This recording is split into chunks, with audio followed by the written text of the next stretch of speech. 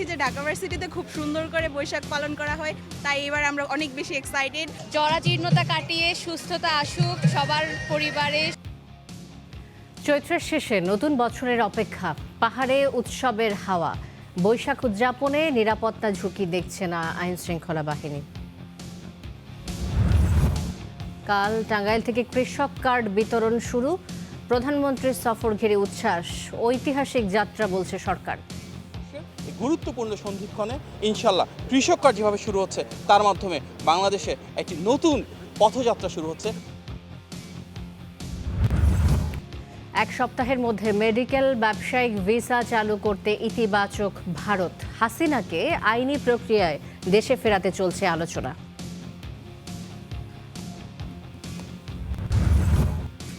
গণভোটের রায়ের বিরুদ্ধে অবস্থান নিয়ে দেশকে সংকটের দিকে ঠেলে দিচ্ছে সরকার। সংসদেও ফ্যাসিবাদের ছায়া দেখছে 11 দল। করার জন্য এই আন্দোলন ইনশাআল্লাহ সফলতার প্রান্ত সীমায় গিয়ে থাকবে। প্রথমবারের মতো হজযাত্রীদের প্রি অ্যারাইভাল নুসুক কার্ড বিতরণ। 14 এজেন্সির মাধ্যমে পাবেন 2000 জন। অনিয়ম হলে লাইসেন্স বাতিল। আজ রাতে শুরু ইরানের সব সমুদ্র বন্দরে মার্কিন নৌ অবরোধ। পাল্টা হুঁশিয়ারি তেহরানের। লেবাননে ইসরায়েলি বর্বরতা চলছে।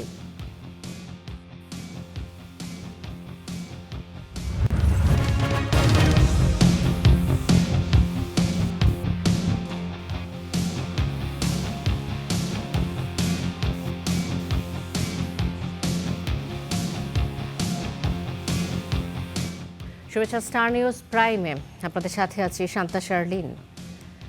চৈত্রের শেষ প্রহর আর নতুন বছরের অপেক্ষা। পহেলা বৈশাখকে ঘিরে চারুকলা ইনস্টিটিউটে চলছে শেষ মুহূর্তের প্রস্তুতি। এখনো ব্যস্ত সময় পার করছেন কারুশিল্পীরা। মোটিভ, পটচিত্র আর মুখোশে ফুটিয়ে তুলছেন বাংলার ঐতিহ্য।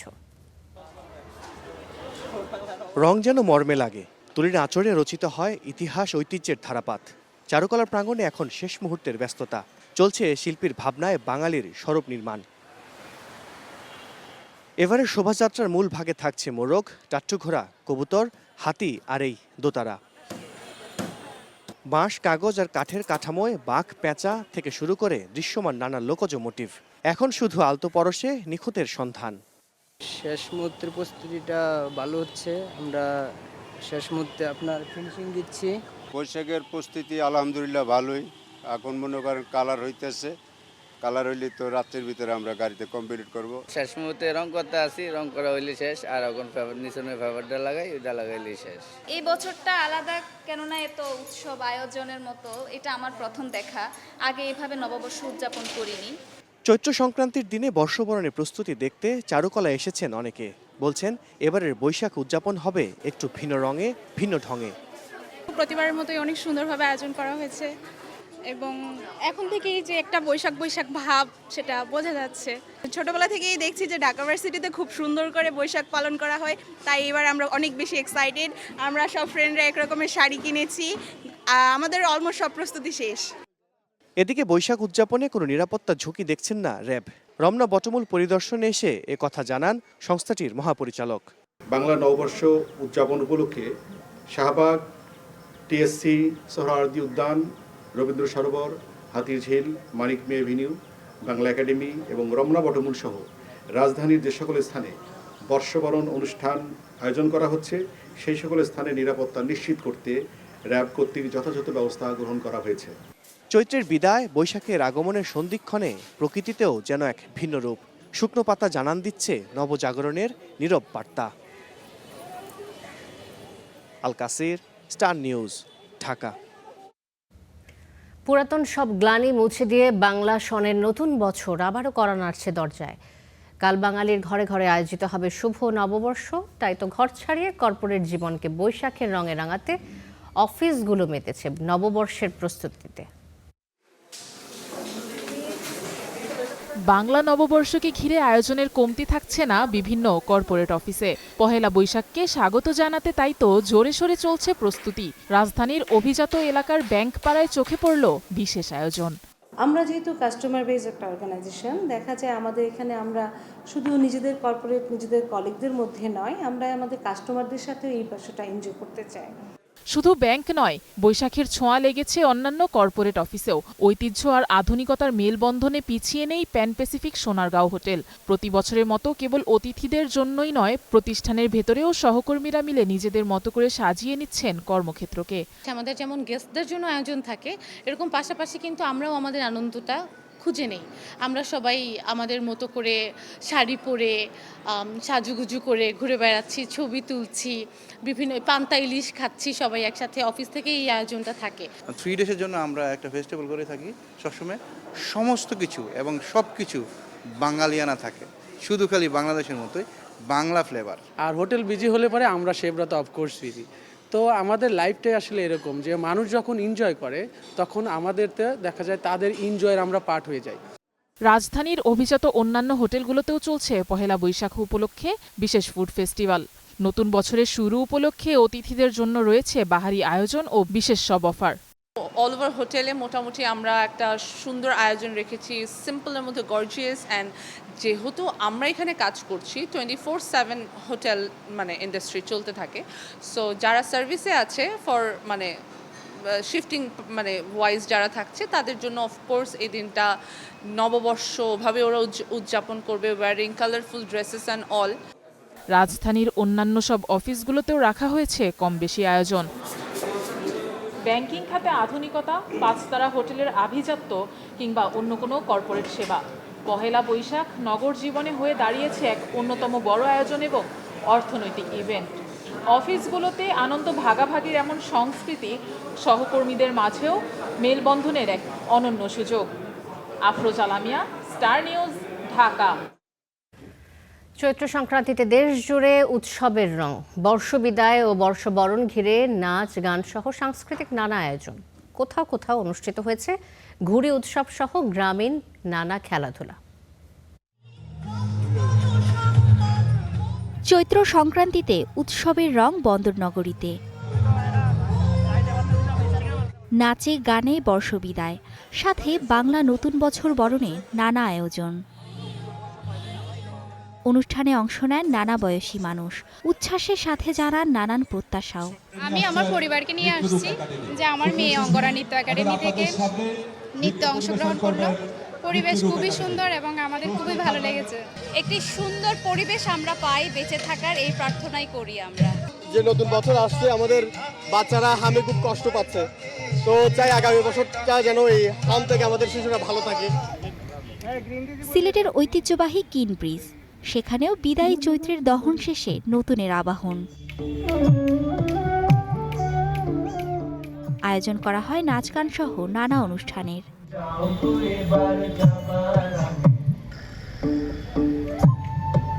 চৈত্র সংক্রান্তিতে নেত্রকোনায় শুরু হয়েছে ঘনার মেলা। এতে যোগ দেন উপমহাদেশের প্রখ্যাত কণ্ঠশিল্পী মৌসুমী ভৌমিক সহ বরেণ্য শিল্পী কফিল আহমেদ। ঘনার বলায় আটকে থাকেনি, একটা মুখে আটকে থাকেনি। পাশাপাশি বিভিন্ন জায়গায় অনুষ্ঠিত হয়েছে লাঠি খেলার, হয়েছে ঘুড়ি উৎসবও। জাহাঙ্গীরনগর বিশ্ববিদ্যালয়ে প্রথমবারের মতো অনুষ্ঠিত হয়েছে ভেলাবাইজ প্রতিযোগিতাও। Mithila Anjum, star news. বর্ষবরণ ও বর্ষবিদায় ঘিরে উৎসবের রং পার্বত্যাঞ্চলে অনুষ্ঠিত হয়েছে বর্ণাঢ্য শোভাযাত্রা। এতে ঐতিহ্যবাহী পোশাক পরে অংশ নেন ক্ষুদ্র নৃগোষ্ঠীর নারী পুরুষ সহ শিশুরা। বাড়িতে বাড়িতে তৈরি হয়েছে নানা পদের সবজিতে তৈরি খাবার পাচন।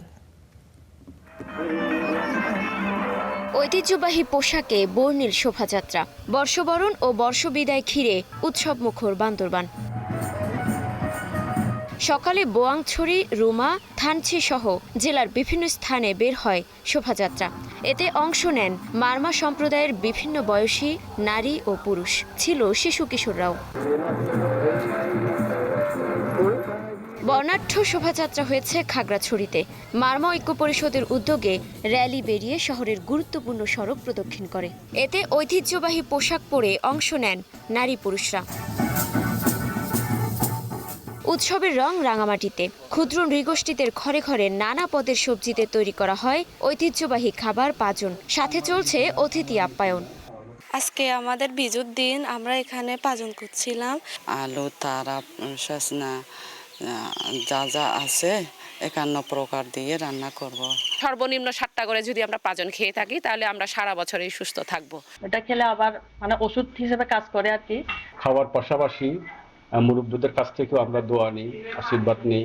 সাধারণ বলতে আমরা বলি মেইন নির্ভর করে কাঁঠাল, যেটা কাঁচা অর্থাৎ তরকারি খাওয়ার কাঁঠালটা সাথে, যেমন আমাদের এখানে প্রোডাক্ট তারা বলি, কাতল, বিভিন্ন মিক্স ভেজিটেবল আর কি করে যে আইটেমটা করা হয় তাকে বলা হয় ভাজন।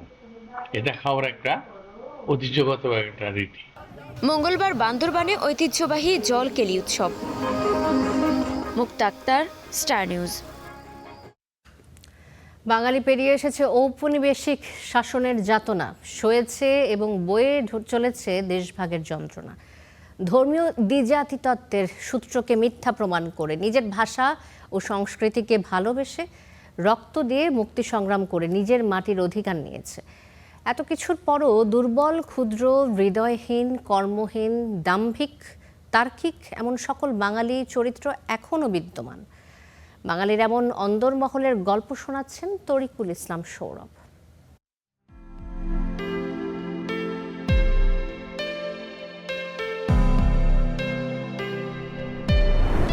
বাঙালি জীবনে গল্পের শেষ নেই। আমাদের চিরন্তন গল্পগুলো 16 আনা বাঙালিয়ানার গল্প। আসুন বসি, গল্পের খেরো খাতা নিয়ে এগিয়ে চলি।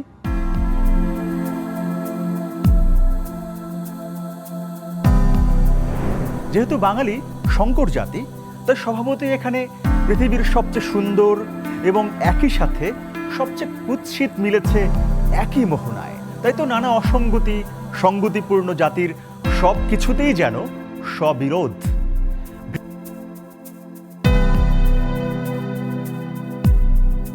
মাঝে সাজি হয় আহ্লাদে আটখানা, অথবা যখন তখন মেজাজ বিগড়ে যেতে পারে তার। হাল ছেড়ে দেয়া ছাড়া বাঙালির কোনো গন্তব্য নেই যেন। নিরামিষ থেকে আমিষ, মোগলাই থেকে চীনা, প্রাচ্য থেকে পাশ্চাত্য, সবই আছে। আকাশে মেঘ জমলে হাঁড়িতে খিচুড়ি চাপাতে সময় নেয় না, জানালাতে হিম জমলে পিঠা পায়েস বানায়, গরমের দুপুর আচারের বয়মময়। স্বপ্নবিলাসী বাঙালিদের কিন্তু আবার বড্ড প্রেমিক মন। তবে প্রেমও বড় সোজাসাপটা নয়। পূর্বরাগ আছে, আছে অনুরাগ, অভিসার। মিলন আছে, কিন্তু ভীষণভাবে আছে বিরহ, আর আছে অভিমান। এসবই বাঙালির একান্ত নিজস্ব অনুভূতি, একান্ত আপনার। প্রবাহমানকালের সূত্র ধরে গড়ে উঠেছে বাঙালির মনন আর মানুষ, বাঙালির একান্ত নিজস্ব দর্শন, চলমান সংস্কৃতির নিয়ামক। কালের চক্রে এখানে নানান মতের, নানান পথের দেখা মিলেছে। সেই দর্শনের সমাপতন ঘটেছে ধর্মেরও। বাঙালির প্রবাহমান সংস্কৃতির উৎস, লালন ও বিকাশ ক্ষেত্র। বাঙালির শেকড়ের খোঁজে, তার আত্ম অনুসন্ধানে তাই বারবার করে ফিরতে হবে তার লোকজ জীবনের যাপিত ধারায়। দুর্নীতি কুরে কুরে খায় ফুসফুস ধমনী, চতুর উগ্রতা, জাতপাতের লড়াই গ্রাসে গ্রাসে খেয়ে নেয় নিরহ মন ও মনন। এখানে কোনো আদর্শ বাঁচতে পারে না শুধু মহত্ব ও নীতিকথার জোরে। সমাজের ভিতরে মানুষ, মানুষের ভিতরে অসাম্যের ঘুণ পোকা গাব্য খেলার গর্ত খুঁড়ে চলে। হিসেব রাখতে চায় না বাঙালি। এভাবেই নতুন নতুন সংজ্ঞায়, নতুন নতুন মোড়কে বাঙালিকে আর কে খুঁজে ফিরে? আরও আছে কত গল্প। বুদ্ধিজীবীদের অন্দরে অন্দরে এখানে শুরু হয় পুতুল খেলা বোধহীন বুদ্ধিমানদের নিয়ে। যদিও অবক্ষয়ী, বিপর্যস্ত, বিশ্বাসঘাতকতা, সংঘর্ষ, নির্মাণ সবকিছুই বাঙালির ভাঙা গড়ার সংস্কৃতি। বাঙালি জাতি চরিত্রে বৈপরীত্য থাকবে না তো কাদের থাকবে? তাই আমার গল্পও শেষ করতে ইচ্ছে হয় না তো। তবুও বলছি, নোটে গাছটি মুড়লো, আমার গল্প ফুরলো। তরিকুল ইসলাম সৌরভ, স্টার নিউজ, ঢাকা। কৃষক কার্ড বিতরণে কাল টাঙ্গাইলে যাচ্ছেন প্রধানমন্ত্রী তারেক রহমান। তার সফর ঘিরে উচ্ছ্বসিত সর্বস্তরের মানুষ। স্টেডিয়াম মাঠে চলছে মঞ্চ ও প্যান্ডেল তৈরির কাজ। অনুষ্ঠানস্থল পরিদর্শন করেছেন সরকারের বেশ কয়েকজন মন্ত্রী, প্রতিমন্ত্রী। এদিকে সচিবালয়ে প্রধানমন্ত্রীর উপদেষ্টা মাহদি আমিন বলেছেন, কৃষকদের ক্ষমতায়নে কাজ করছে সরকার। কৃষক কার্ডের উদ্বোধনী অনুষ্ঠানের প্রস্তুতি ঘিরে চলছে জোর তৎপরতা। টাঙ্গাইল স্টেডিয়ামে মঞ্চ ও প্যান্ডেল তৈরির কাজ প্রায় শেষ পর্যায়ে। সোমবার অনুষ্ঠানস্থল পরিদর্শনে যান সরকারের বেশ কয়েকজন মন্ত্রী, প্রতিমন্ত্রী। এ সময় তারা বলেন, কৃষককে ডিজিটাল প্ল্যাটফর্মে নিয়ে আসতে কৃষক কার্ড একটি যুগান্তকারী উদ্যোগ, যার মাধ্যমে ভর্তুকি, প্রণোদনা ও সরকারি সহায়তা সরাসরি পৌঁছে যাবে কৃষকের হাতে। উৎপাদন থেকে বিক্রয় পর্যন্ত কৃষক যেন প্রতিটা ক্ষেত্রে তার পণ্যের ন্যায্য মূল্য এবং ন্যায্য অধিকার পায়। এ কারণেই এই কৃষক কার্ড চালু করা হয়েছে। কৃষি আন্দোলনের নেতা মাওলানা আব্দুল হামিদ খান ভাসানীর স্মৃতি বিজড়িত এই টাঙ্গাইলে কৃষক কার্ড উদ্বোধন হচ্ছে। এটি বাংলাদেশের জন্য গর্বের বিষয় এবং এই জন্য টাঙ্গাইলের মানুষ তো অনেক ভাগ্যবান যে মাননীয় প্রধানমন্ত্রী কালকে এই জায়গাতে উদ্বোধন করবেন। কৃষক কার্ড চালুর মাধ্যমে গ্রামীণ অর্থনীতি আরও শক্তিশালী হবে বলে আশা প্রকাশ করেন সরকারের মন্ত্রী, প্রতিমন্ত্রীরা। নির্বাচনী ওয়াদা ছিল, আরও অন্যান্য ওয়াদাগুলো একের পর এক পূরণ করছেন। তো আগামীকালকে কৃষক কার্ড উদ্বোধন করবেন। তো সেই প্রস্তুতি দেখতেই আমরা এখানে এসেছি। টাঙ্গাইল স্টেডিয়ামের গ্যালারি থেকে শুরু করে জিমনেশিয়াম, যেখানে যেখানে যে সমস্যা রয়েছে সেগুলো আমরা দ্রুতই সমাধান করব ইনশাআল্লাহ, পর্যায়ক্রমে আপনাদের সহযোগিতার মাধ্যমে। এদিকে সচিবালয়ে প্রধানমন্ত্রীর উপদেষ্টা মাহদি আমিন বলেছেন, কৃষকদের ক্ষমতায়নে কাজ করছে সরকার। কৃষক কার্ডের মাধ্যমে নির্দিষ্ট টাকার পাশাপাশি ন্যায্য মূল্যে কৃষিপণ্য সহ ব্যাংক ঋণের সুবিধা পাবে কৃষক। আমাদের মূল উদ্দেশ্য কৃষক কার্ডের মাধ্যমে শুধু কৃষক বা কৃষানি না, যারা মৎস্যজীবী রয়েছেন, প্রাণী সম্পদের সাথে সম্পৃক্ত রয়েছেন, খামারি রয়েছেন, ওনাদেরকেও এই সুযোগের ভেতরে আনা হবে এবং প্রতিটি কৃষক কার্ডের অধীনে ২৫০০ টাকা করে ওনারা পাবেন রাষ্ট্রের কাছ থেকে, যেন ওনারা কৃষিকাজটা সহজভাবে করতে পারেন। পহেলা বৈশাখ টাঙ্গাইলে ১৫০০ কৃষকের কাছে কার্ড বিতরণ কার্যক্রমের উদ্বোধন করবেন প্রধানমন্ত্রী তারেক রহমান। শোভন মাহমুদ খান, স্টার নিউজ। এক সপ্তাহের মধ্যে মেডিকেল ও ব্যবসায়িক ভিসা চালু করতে ইতিবাচক ভারত, এমনটাই জানিয়েছেন প্রধানমন্ত্রীর পররাষ্ট্র বিষয়ক উপদেষ্টা হুমায়ুন কবির। এছাড়া শেখ হাসিনাকে আইনি প্রক্রিয়ায় দেশে ফেরাতে দিল্লির সঙ্গে আলোচনা হয়েছে বলেও জানান তিনি। সকালে প্রধানমন্ত্রীর সঙ্গে বৈঠক শেষে এসব জানান হুমায়ুন কবির। বিগত সময়ে বন্ধ হওয়া নানা দেশের শ্রমবাজার চালু ও সম্পর্ক পুনরুদ্ধারে কাজ করছে নতুন সরকার। শুরুতেই বৈঠকে বসছে সার্কভুক্ত দেশগুলোর সঙ্গে।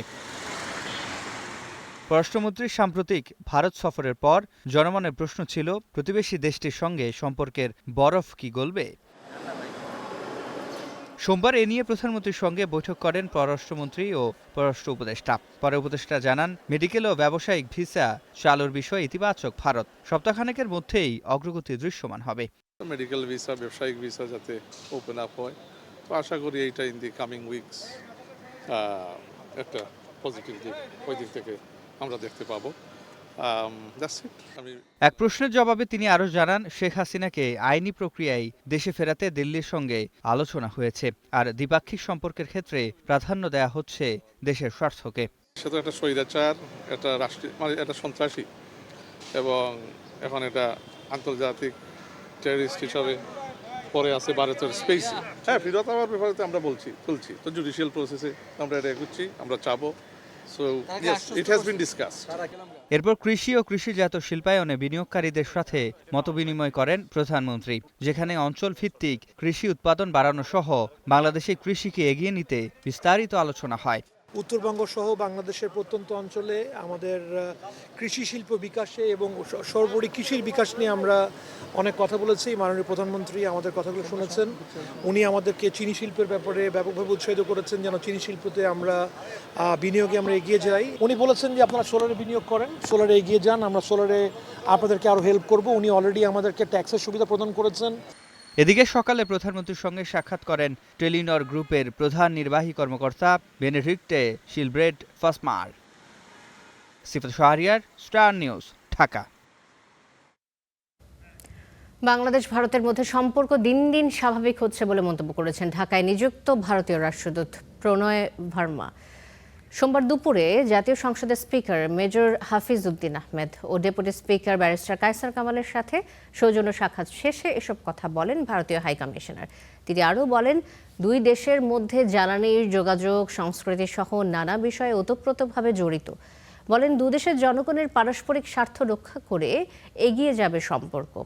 এছাড়া দুই দেশের সংসদীয় কার্যক্রম নিয়মিত আদান প্রদান অব্যাহত রাখার বিষয়েও আলাপ হয়েছে বলে জানান প্রণয় ভার্মা।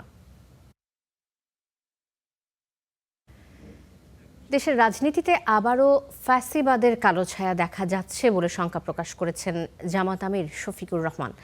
11 দলীয় জোট আয়োজিত গণভোটের রায়ের বিরুদ্ধে সরকার সংকটের মুখোমুখি দেশ শীর্ষক জাতীয় সেমিনারে তিনি এই আশঙ্কা প্রকাশ করেন।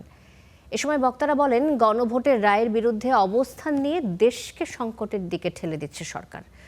গণভোটের রায় বাস্তবায়নে আন্দোলন চালিয়ে যাবার ঘোষণাও আসে এই সভা থেকে। বাংলাদেশ ডেভেলপমেন্ট পার্টির সম্মানিত গণভোটের রায় বাস্তবায়ন ও বাতিল হওয়া 16টি অধ্যাদেশ নিয়ে সরকার ও বিরোধী দলের পাল্টাপাল্টি অবস্থানে যখন উত্তপ্ত সংসদ, তখন গণভোটের রায় বাস্তবায়ন নিয়ে জনমত তৈরির উদ্দেশ্যেই রাজধানীর কাকরাইলে এই সেমিনারের আয়োজন করে 11 দল, যেখানে অংশ নেন রাজনৈতিক দলের নেতা, বিশ্লেষক ও সুশীল সমাজের প্রতিনিধিরা। সেমিনারে মূল প্রবন্ধ উপস্থাপন করেন সুপ্রিম কোর্টের আইনজীবী শিশির মনির।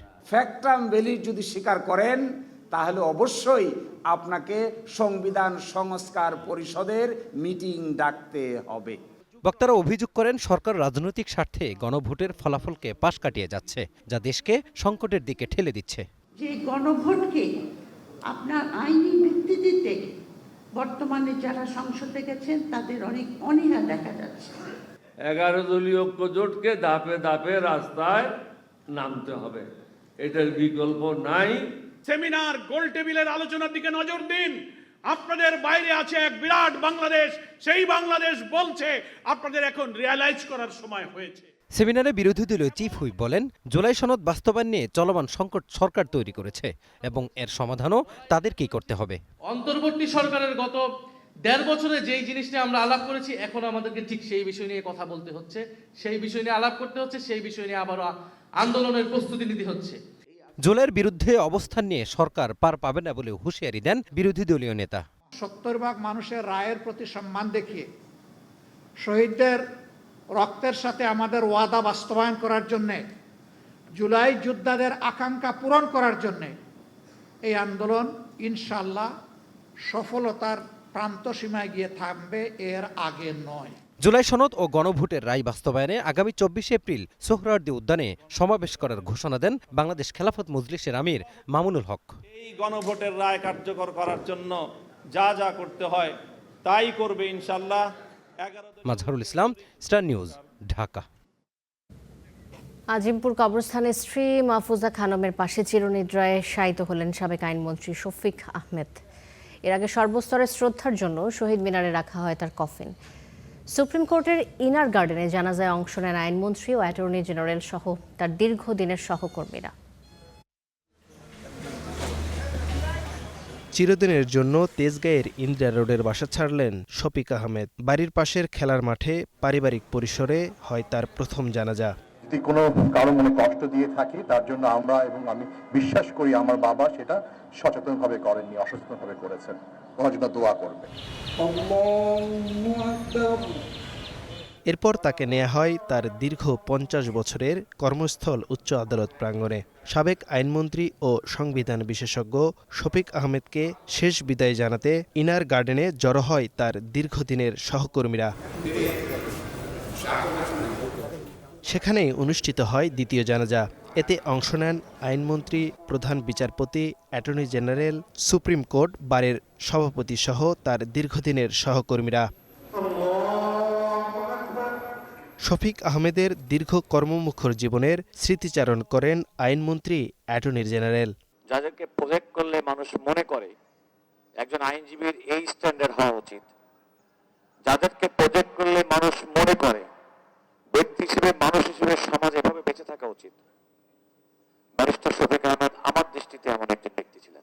একজন মানুষের যে কোনো দিক থেকে অন্য মানুষের অনুকরণ হওয়ার জন্য যতগুলো যোগ্যতা ছিল, মানুষ হিসাবে, আইনজীবী হিসাবে, নেতা হিসাবে, মন্ত্রী হিসাবে, সব গুণে শফিক আহমেদ গুণান্বিত ছিল। জানাজা শেষে সহকর্মীদের শ্রদ্ধায় সিক্ত হয় তার কফিন। এরপর সর্বস্তরের শ্রদ্ধার জন্য তার কফিন নেওয়া হয় কেন্দ্রীয় শহীদ মিনারে। সেখানে শ্রদ্ধা জানান তার শুভাকাঙ্ক্ষী ও বিভিন্ন সংগঠন। শহীদ মিনারে শ্রদ্ধার পর আজিমপুর কবরস্থানে জীবনসঙ্গী মাহফুজা খানমের পাশে দাফন করা হয় সাবেক আইনমন্ত্রী শফিক আহমেদকে। Akhtaruzzaman, star news, Dhaka. যুক্তরাষ্ট্রের ওয়াশিংটন ডিসিতে শুরু হয়েছে আন্তর্জাতিক মুদ্রা তহবিল IMF ও বিশ্বব্যাংকের স্প্রিং মিটিং। সেখানকার সবশেষ খবর জানিয়েছেন আমাদের বিশেষ প্রতিনিধি হাসানুল শাওন। যুক্তরাষ্ট্রের ওয়াশিংটন ডিসিতে IMF এবং ওয়ার্ল্ড ব্যাংক গ্রুপের স্প্রিং মিটিং 6 দিনের এই গুরুত্বপূর্ণ বৈঠক এরই মধ্যে শুরু হয়ে গেছে। যুক্তরাষ্ট্রের স্থানীয় সময় 13 এপ্রিল সকাল থেকে আসলে এই মিটিংয়ের আনুষ্ঠানিক যাত্রা শুরু হয় এবং শুরুতেই আসলে IMF-এর পক্ষ থেকে যেটি বলা হয়েছে যে এবারের এই বৈঠক থেকে বেশ কিছু গুরুত্বপূর্ণ নীতি গ্রহণ করা হবে বর্তমান বৈশ্বিক যে অর্থনৈতিক বাস্তবতা সেটির আলোকে। আর বাংলাদেশের জন্য এবারের এই বৈঠক বেশ গুরুত্বপূর্ণ, কারণ বাংলাদেশের বিশেষ করে IMF-এর সাথে যে ঋণ কর্মসূচি সেটির বিষয়ে গুরুত্বপূর্ণ সিদ্ধান্ত আসবে আসলে এই বৈঠক থেকে। বিশেষ করে IMF-এর এই ঋণের 6ষ্ঠ কিস্তি ছাড় করার ক্ষেত্রে বাংলাদেশের যেই প্রতিনিধি দল এসেছেন অর্থমন্ত্রী আমির খসরু মাহমুদ চৌধুরীর নেতৃত্বে, যেই প্রতিনিধি দলে আছেন governor Mostakur Rahman, NBR chairman, অর্থ সচিব সহ আসলে এই উচ্চ পর্যায়ের যে প্রতিনিধি দল তারা IMF-কে বাংলাদেশের অর্থনৈতিক বিভিন্ন সংস্কার সহ বিভিন্ন অগ্রগতি আসলে তুলে ধরবেন IMF-এর কাছে। এছাড়া বিভিন্ন ডেভেলপমেন্ট কমিটির মিটিং হবে, সেগুলোতেও তারা অংশগ্রহণ করবেন। তো অর্থনৈতিক যেই বাস্তবতা বর্তমানে বাংলাদেশের, তো তার আলোকে IMF-এর যেই ঋণ কর্মসূচির 6ষ্ঠ কিস্তি বা পরবর্তী কিস্তিগুলো কিভাবে বাংলাদেশ ভালোভাবে সময় মতো পেতে পারেন সেই যেই চেষ্টা সেটি বাংলাদেশের প্রতিনিধি দলের থাকবে এবং আশা করা হচ্ছে যে এই বৈঠক থেকেই সেই ঋণের কিস্তির ব্যাপারে আসলে ইতিবাচক একটি সিদ্ধান্ত আসবে, যেটি বাংলাদেশের জন্য গুরুত্বপূর্ণ। এছাড়া IMF বৈশ্বিক অর্থনৈতিক বাস্তবতায় মধ্যপ্রাচ্য যুদ্ধের কারণে তেলের দাম বৃদ্ধি, পরিবহন ব্যবস্থায় এক ধরনের অসুবিধা তৈরি হয়েছে, আসলে পুরো বিশ্বেই সরবরাহ ব্যবস্থা অনেকটা নেতিবাচক প্রভাব পড়ছে। তো যেই জিনিসগুলো আসলে সার্বিকভাবে বৈশ্বিক যে মূল্যস্ফীতি সেটিকে উস্কে দেবে, তো এই বিষয়গুলো নিয়েই আসলে IMF বেশ কনসার্ন এবছর এবং এর আলোকে কি নীতি গ্রহণ করলে এই জায়গা থেকে স্বল্পোন্নত বা উন্নত সব ধরনের দেশগুলোই যাতে এই অভিঘাত থেকে আসলে রক্ষা পেতে পারে সেই ধরনের কিছু নীতি গ্রহণ করার কথা এরই মধ্যে আসলে IMF-এর পক্ষ থেকে বলা হচ্ছে। তো সার্বিকভাবে এই জন্যই বাংলাদেশের মতো দেশগুলোর জন্য এবারের এই স্প্রিং মিটিংটি আসলে খুবই গুরুত্বপূর্ণ এবং বেশ কিছু নীতি নির্ধারণী সিদ্ধান্ত আসলে এই বৈঠকগুলো থেকে অনুষ্ঠিত হবে। তো আমরা স্টার নিউজে আপনারা সেই বৈঠকগুলো এবং বাংলাদেশের বিভিন্ন বাংলাদেশ সম্পর্কিত বিভিন্ন বাংলাদেশ রিলেটেড যে ইস্যুগুলো সেখানে কি সিদ্ধান্ত আসলো সেই বিষয়গুলো আমরা সবশেষ আপডেট আপনাদেরকে জানাবো। তো এই ছিল স্প্রিং মিটিংয়ের সবশেষ খবর আমার কাছে। দেখছেন স্টার নিউজ প্রাইম, ফিরছি একটু পরে। আপনারা দেখছেন স্টার নিউজ প্রাইম। সহজ ও সুশৃঙ্খল হজযাত্রা নিশ্চিত করতে প্রথমবারের মতো দেশের হজযাত্রীদের দেওয়া হচ্ছে নুসুক কার্ড। নিবন্ধিত 14টি এজেন্সির মাধ্যমে আপাতত 2000 হজযাত্রী পাবেন এই কার্ড। বিকেলে সেটিরই উদ্বোধন করেছেন প্রধানমন্ত্রীর উপদেষ্টা ডক্টর মাহদি আমিন, বেসামরিক বিমান ও পর্যটন প্রতিমন্ত্রী M রশিদুজ্জামান মিল্লাত। হজের খরচ কমিয়ে আনার বিষয়টিকে সরকার অগ্রাধিকার দিচ্ছে বলেও জানান তারা। সহজ, নিরাপদ ও সুশৃঙ্খল হজযাত্রায় এবার যুক্ত হল নুসুক কার্ড। আরবি নুসুক শব্দটি দিয়ে হজ ও ওমরা সংক্রান্ত ধর্মীয় ইবাদত ও রীতিনীতি পালন করাকে বোঝায়। এই কার্ড মূলত একজন হজযাত্রীর ডিজিটাল পরিচয়পত্র, যেখানে হাজির সব তথ্য থাকে। এটি দিয়ে মক্কা, মিনা ও আরাফার মতো পবিত্র স্থানগুলোতে সহজে হজের আনুষ্ঠানিকতা সম্পন্ন করা যায়। বিকেলে পুরানা পল্টনের একটি হোটেলে উদ্বোধন করা হলো এই কার্ডের বিতরণ কার্যক্রম। সৌদির রাওয়াফ মিনহা ও বাংলাদেশের আমিন ট্রাভেলস এজেন্সির মাধ্যমে নিবন্ধিত 2000 হজযাত্রীকে দেয়া হবে এই কার্ড। নিবন্ধিত 14টি এজেন্সির মাধ্যমে এই কার্ড মিলবে। যদি বিমানে আমরা এই বিষয়টি বিতরণ নিশ্চিত করি তাহলে আমাদের জন্য কিছুটা নিরাপদ হবে। এটাই আপনার বেসিক্যালি এভরি আইডেন্টিটি এবং এভরিথিং মানে নুসুক কার্ডের মধ্যে আছে। আপনি নিজেও যদি হারিয়ে যান, নুসুক কার্ডটার সাথে থাকে, ইউ আর সেফ আলহামদুলিল্লাহ। অনুষ্ঠানে উপস্থিত ছিলেন বিমান প্রতিমন্ত্রী রাশেদুজ্জামান মিল্লাত ও প্রধানমন্ত্রীর উপদেষ্টা ডক্টর মাহাদি আমিন। তারা বলেন, হজের সুষ্ঠু ও আধুনিক ব্যবস্থাপনা নিশ্চিত করাই সরকারের লক্ষ্য। হাজিদের সেবার উপর ভিত্তি করে এজেন্সিগুলোকে পুরস্কার ও তিরস্কার দুটোরই ব্যবস্থা করবে সরকার। হজ ব্যবস্থাপনাকে পরিচালনা করাই নয়, এটি যেন সত্যি এক স্মার্ট, সুশাসিত এবং pilgrim centric service oriented system তৈরি করতে পারে। যেই সিস্টেমের বাই প্রোডাক্ট হিসেবে সেই ইকোসিস্টেম আমরা পাবো, যেখানে হাজিরা সুন্দর পরিবেশে সেখানে তাদের হজ পালন করে আসতে পারবেন। হাজিদের কোনো অসুবিধা হওয়ার জন্য যদি হয় এয়ারপোর্টে, টিকেটে এবং লাগেজে, সেগুলি তারা তদারকি করবে।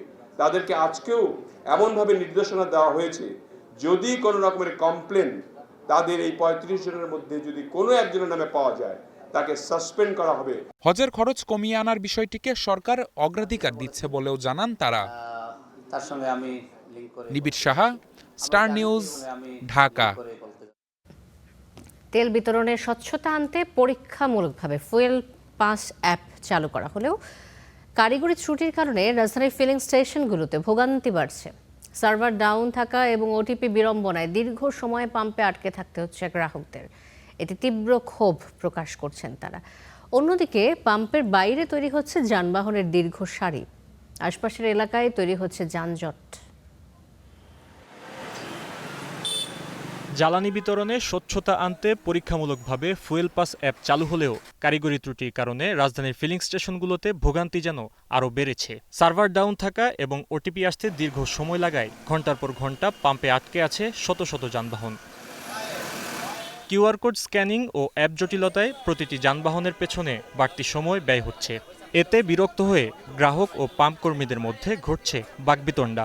আজকে অফিসের ছুটি নিয়ে এই কাজটা করলাম। এখন অ্যাকচুয়াল এইভাবে না করে বারকোডে যে হচ্ছে না, এভারেজ একটা দিয়ে দিলেই মনে হয় ভালো হয়। ভোর 5:30টায় দাঁড়াইছিলাম লাইনে, দাঁড়ানোর পরে এখানে আসার পরেও তারা বলতেছে যে অ্যাপসের আপডেট আসছে, নতুন করে আপনারা আবার কিউআর কোড লগইন করে কিউআর কোডটা বের করে নিন। তো আমরা কিউআর কোড বের করলাম, কিন্তু এখানে এসে কাজ করতেছে না। ঠিক আছে, সরকার চালু করছে, কোনো সমস্যা নাই, কিন্তু সার্ভার অল টাইম ডাউন থাকে, যে জন্য আমরা ঢুকতে পারতেছি না এবং সমস্যা হচ্ছে। এদিকে রেশনিংয়ের কারণে চাহিদা মতো জ্বালানি তেল না পেয়ে যানবাহন চালকদের মাঝে দেখা দিয়েছে চরম অনিশ্চয়তা। তাই বললাম যে আমাকে আরেকটা 1000 টাকা তেল দেন, আমরা রিকোয়েস্ট করলাম কিন্তু আমাকে দিল না। কিন্তু পাশের গাড়ি দেখলাম প্রাইভেট কারে আরেকজন দিল 3600 টাকা তেল দিছে। 5-6 ঘন্টা আপনার তেল নিতেই কেটে যায়, আপনি কাজ করবেন কখন? এই একবার তেল নিলে ধরেন 1 সপ্তাহ বা 10 দিন গাড়ি চলে। এই ফুয়েলের জন্য দেখা যায় যে আমাদের কর্মঘণ্টা নষ্ট হয়ে যাচ্ছে, এরকম হাজার হাজার লোকজন বসে আছে রাস্তার উপর। পাম্প সংশ্লিষ্টরা বলছেন, সরবরাহ বাড়ার পাশাপাশি অ্যাপের ডাটাবেজ ও আপডেট সংক্রান্ত সমস্যাগুলোর দ্রুত সমাধান করতে হবে সরকারকে। এই সাইটটা নিয়ে আরও একটু হার্ডলি কাজ করা দরকার টেকনিক্যাল টিমের, তাহলে যাতে করে এই বিড়ম্বনা স্লো না হয়, আপ ডাউন না করে, সেটা একটু নজরদারিতে থাকতে হবে। 2 দিনের জন্য এখন পর্যন্ত বরাদ্দ 36,000, তাহলে পার ডে কত? 18,000। আমি আগে কিন্তু বরাদ্দ পাইতাম 31,500, কখনো 36, 40ও আপ পেতাম। এছাড়া জ্বালানি তেলের অবৈধ মজুদের ক্ষেত্রে সরকারকে আরও কঠোর হওয়ার দাবি জানিয়েছেন গ্রাহকরা। Fahim Yusuf, star news, Dhaka. মধ্যপ্রাচ্য যুদ্ধের ফলে জ্বালানি সহ পণ্য আমদানিতে খরচ বাড়ছে দ্বিগুণের বেশি। এতে সরকার অর্থ সংকটে পড়ছে বলে জানিয়েছেন বাণিজ্যমন্ত্রী আব্দুল মুক্তাদির। ঢাকা চেম্বার আয়োজিত প্রাক বাজেট আলোচনায় তিনি একথা বলেন। এ সময় ব্যবসায়ীরা সুদহার কমানো, বিনিয়োগ বান্ধব পরিবেশ তৈরি ও করমুক্ত আয় সীমা বাড়ানোর দাবি জানান। রাজস্ব আদায়ে লক্ষ্যমাত্রা চেয়ে ঘাটতি থাকা ও মধ্যপ্রাচ্য যুদ্ধের প্রভাবে আন্তর্জাতিক বাজারে জ্বালানি সহ অন্যান্য পণ্যের দাম বাড়ায় বেড়েছে আমদানি ব্যয়, ফলে সরকারের ঋণের বোঝা বাড়ছে। এমন পরিস্থিতিতে আসছে নতুন অর্থ বছরের বাজেটে জ্বালানি সংকট নিরসন, বিনিয়োগ বান্ধব পরিবেশ নিশ্চিত করা, সুদহার কমানো ও করের বোঝা না চাপানোর দাবি জানান ব্যবসায়ীরা। এসএমই খাত আমাদের এমপ্লয়মেন্টের জন্য সবচেয়ে বেশি ইম্পর্টেন্ট। এসএমই গুলা যদি লিস্টিং এ আসে তাদের জন্য আমরা পলিসিগত সাপোর্ট চাচ্ছি। গভর্নমেন্টের যে বরোইংটা সেটা প্রাইভেট সেক্টর থেকে basically from the banking sector থেকে কম করা দরকার, যাতে করে ওই ফান্ডিংগুলি প্রাইভেট সেক্টর কাছে অ্যাভেলেবল হয়। সোমবার ঢাকা চেম্বার আয়োজিত প্রাক বাজেট আলোচনায় করমুক্ত আয়সীমা বাড়িয়ে 5 লাখ টাকা করা এবং ভ্যাট ব্যবস্থায় পূর্ণাঙ্গ অটোমেশন নিশ্চিতের দাবি জানানো হয়। রেটগুলি ট্যাক্সের রেট 5 to 20% হলে অ্যানাফ। সবাই যদি দেয়, এখন যা হয় এর চেয়ে তো 10 গুণ আদায় হবে, তাহলে ওই 70% যে ব্ল্যাক ব্যবসা হচ্ছে এটা আর হবে না। এটা সবাই ইন চ্যানেলে আসবে। আমার এই আন্ডার ইনভয়েস করে ব্যবসা করার দরকার নাই। আপনি কমার্শিয়াল যে কোনো ইম্পোর্ট করতে যাবেন এখন 100% মার্জিন দিয়ে করতে হবে। এটা কি সম্ভব কারো পক্ষে করা? আমাদের পণ্য উৎপাদন যদি বাড়াতে না পারি, রপ্তানি যদি বাড়াতে না পারি, তাহলে আমাদের ইকোনমি ওই ডোল ড্রামে থেকে যাবে এবং সেখানে আমরা একটা বিপদের মধ্যে পড়ে যাব। মধ্যপ্রাচ্য সংঘাতের কথা তুলে ধরে বাণিজ্যমন্ত্রী জানান, আমদানি ব্যয় বেড়ে যাওয়ায় সরকারের তহবিল ব্যবস্থাপনায় ঘাটতি তৈরি হয়েছে। যে এলএনজি আমরা কিনতাম $10 আমাদের G2G কন্ট্রাক্টে, স্পট থেকে সেটা কিনতে হচ্ছে $20। যে ক্রুড অয়েল আমরা কিনতাম $50, $55 বা $60, সেটা কিনতে হচ্ছে $116। সরকারের যে ম্যানুভারিং ক্যাপাবিলিটি, যে একটা আর্থিক যে কুশন, যে আমি আমার প্রায়োরিটিতে এইভাবে খরচ করব, এই প্রায়োরিটিতে খরচ করার ক্ষমতাটা বা ম্যানুভারিং স্পেস এই সরকারের জন্য অনেক কঠিন হয়ে গিয়েছে। এ সময় বাণিজ্যমন্ত্রী আশ্বাস দেন, সরকার চাপে থাকলেও নতুন বাজেটে ব্যবসায়ীদের উপর করের বোঝা চাপানো হবে না। আমরা আসলেই আমাদের প্রসেসগুলি সিম্পলিফাই করতে চাই। আতাউর নিয়ন, স্টার নিউজ, ঢাকা। সরকার নির্ধারিত দাম কেবলই কাগজে ও কলমে সীমাবদ্ধ। বাজারে গেলেই দেখা মিলছে ভিন্ন চিত্র। বিইআরসি নির্ধারিত দামে পাওয়া যাচ্ছে না এলপিজি সিলিন্ডার। ক্রেতাদের গুনতে হচ্ছে অতিরিক্ত দাম। পর্যাপ্ত মজুদের পরও কৃত্রিম সংকটের অভিযোগ ভোক্তাদের। বিক্রেতাদের দাবি, সরকারি দামের কাছাকাছি বিক্রি হচ্ছে গ্যাস। বিশেষজ্ঞরা বলছেন যে যথাযথ বাজার তদারকির অভাবে পকেট কাটা যাচ্ছে গ্রাহকদের। সরকারি পাইপলাইনের গ্যাস সরবরাহ বন্ধের পর থেকে রাজধানীবাসীর রান্নাঘরের অপরিহার্য অনুষঙ্গ এলপিজি গ্যাস নিয়ে সাধারণ মানুষের ভোগান্তি চলছেই। চলতি মাসে মধ্যপ্রাচ্য যুদ্ধের কারণে প্রতি 12 কেজি তরলীকৃত পেট্রোলিয়াম গ্যাসের দাম 387 টাকা বাড়িয়ে 1728 টাকা নির্ধারণ করে Bangladesh energy regulatory commission BERC. অথচ মাঠ পর্যায়ে সরকার নির্ধারিত দাম মানছেন না পাইকারি বিক্রেতা ও খুচরা ব্যবসায়ীরা। কত টাকায় বিক্রি হচ্ছে এলপিজি গ্যাস, এই প্রশ্ন করাতে এভাবেই গাড়ি নিয়ে দ্রুত সটকে পড়লেন এক খুচরা ব্যবসায়ী। গ্যাস কত করে বিক্রি করতেছেন? ক্রেতাদের দাবি, ডিলার এবং পাইকারি পর্যায়ে গ্যাসের কোনো ঘাটতি নেই।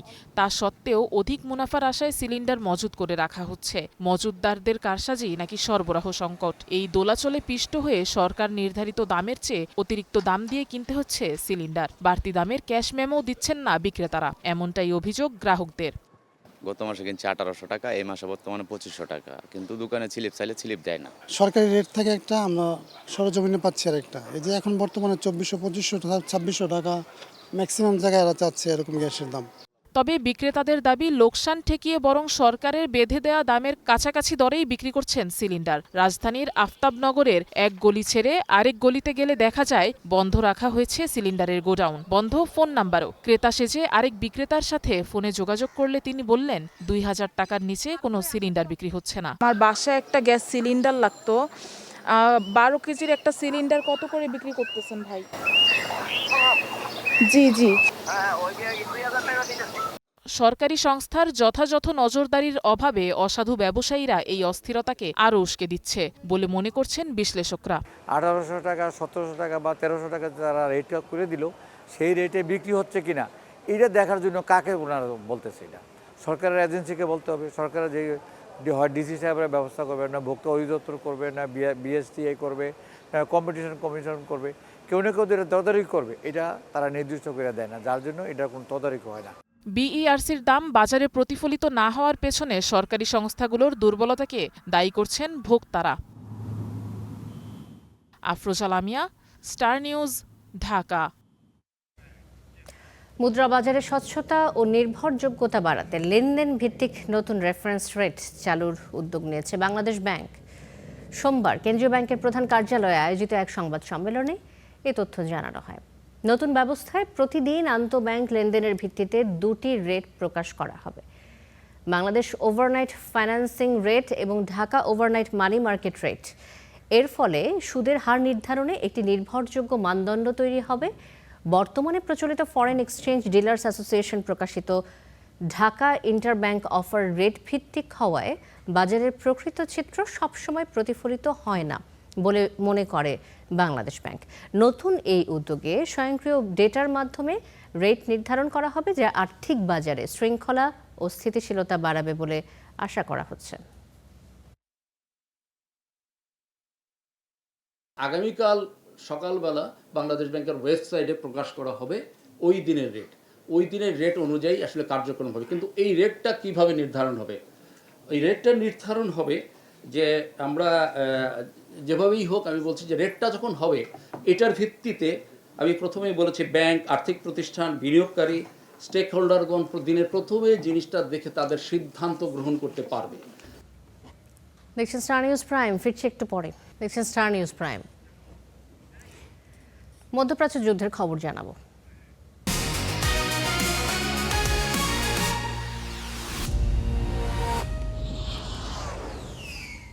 শান্তি আলোচনা ব্যর্থ হওয়ার পর আবারও উত্তপ্ত মধ্যপ্রাচ্য।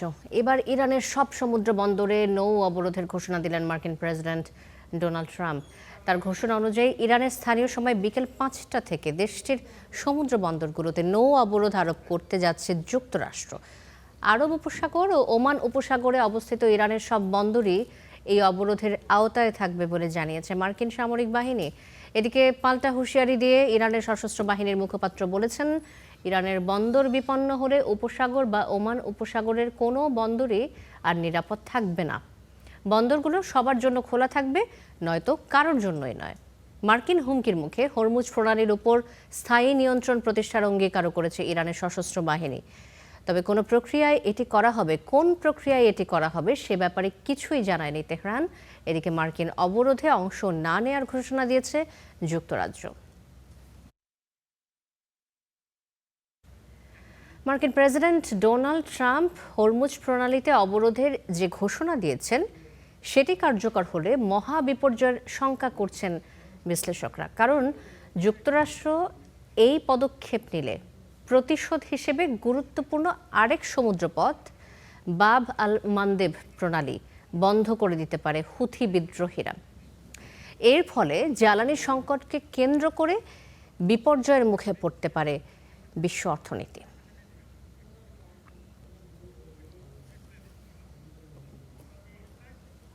সিনারিও এ যদি আমরা মনে করি, অর্থাৎ যেটাকে আমি বলবো একটা ভালো সিনারিও, সেটা হচ্ছে যে এই সমস্ত কিছুই আসলে একরকমের নেগোসিয়েশন ট্যাকটিক এবং আলটিমেটলি দেখা যাবে যে এই জিনিসগুলো এভাবে আনফোল্ড না করে আলটিমেটলি একটা সমাধানের দিকে দ্রুত যাবে এবং এখান থেকে রিভার্ট করবে, অর্থাৎ একটা সাম্যাবস্থার দিকে চলে আসবে এবং এই সমস্ত ব্লকেডের কথা আমেরিকা ভুলে যাবে বা প্রেসিডেন্ট ট্রাম্প এগুলো থেকে সরে আসবেন। যদি ব্লকেড কার্যকর হয় খুব শীঘ্রই, যেহেতু জাহাজের ফ্লো আরও কমে যাবে, শীঘ্রই তেলের দাম $150 পার ব্যারেল পর্যায়ে চলে যেতে পারে এবং এর ফলে আমেরিকার ডোমেস্টিক পরিসরেও কিন্তু একটা বড় ধরনের মূল্যস্ফীতি দেখা দিতে পারে, যেটা প্রেসিডেন্ট ট্রাম্পের নিজের যে ভোটার বেস সেটার জন্য খুব ভয়ঙ্কর হতে পারে।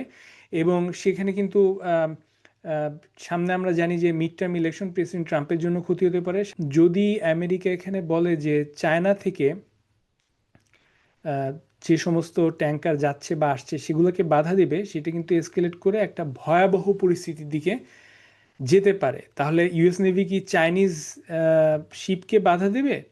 এবং বিশেষত আমরা জানি যে প্রেসিডেন্ট ট্রাম্প খুব শীঘ্রই বেইজিংয়ে যাওয়ার কথা প্রেসিডেন্ট শি জিনপিংয়ের সাথে একটা বৈঠকে মিলিত হওয়ার জন্য। ঠিক তার আগে চায়নার সাথে এরকম একটা এসকেলেশন প্রেসিডেন্ট ট্রাম্প করবেন কিনা, এবং এটা আরও অন্যান্য যে সমস্ত দেশ ইরানের সাথে এক রকমের চুক্তির মধ্যে চলে এসেছে টোল দেওয়ার জন্য, যেমন পাকিস্তান যারা হোস্ট করলো কিছুদিন আগে এই বৈঠক, তারা অথবা টার্কি অথবা ইন্ডিয়া, তাদের ক্ষেত্রে কি হবে?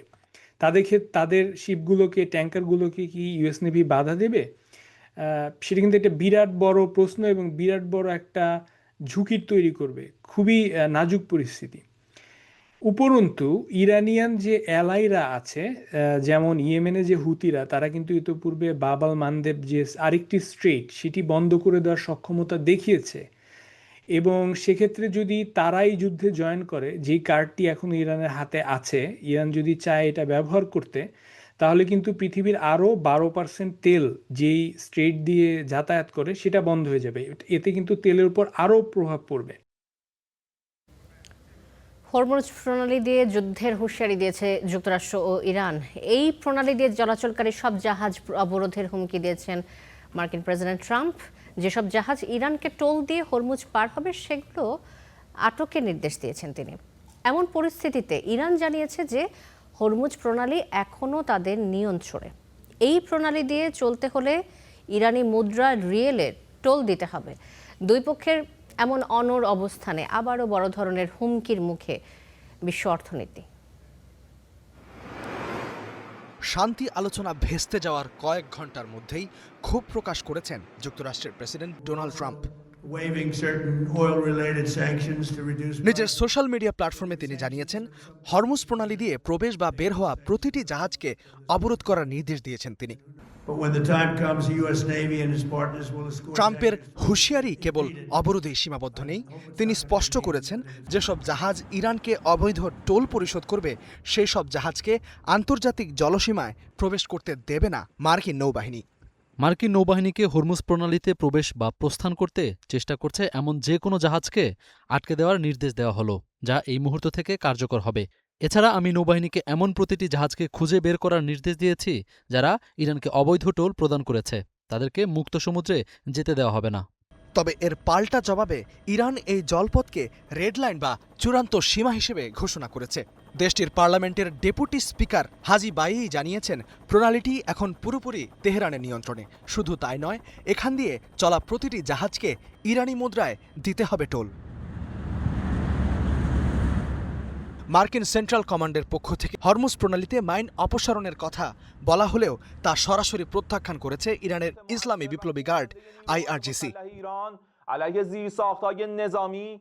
আইআরজিসি জানিয়েছে, বেসামরিক জাহাজগুলোকে বিশেষ শর্তে যাতায়াতের অনুমতি দেয়া হলেও যে কোনো সামরিক জাহাজের অনুপ্রবেশের বিরুদ্ধে কঠোর ব্যবস্থা নেওয়া হবে। বিশ্ব জ্বালানি তেলের 20% সরবরাহকারী এই রুটটি বন্ধ করে দিয়ে পুরো বিশ্ব অর্থনীতিকেই জিম্মি করার কৌশল নিয়েছে তেহরান।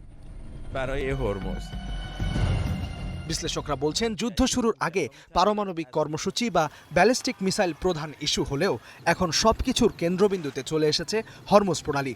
মূলত যুদ্ধে হরমুজ প্রণালীকে একটি মোক্ষম অস্ত্র হিসেবে ব্যবহার করছে Iran. Istihadul Mahmud, star news. এই ছিল স্টার নিউজ প্রাইমে। ধন্যবাদ এতক্ষণ সাথে থাকার জন্য।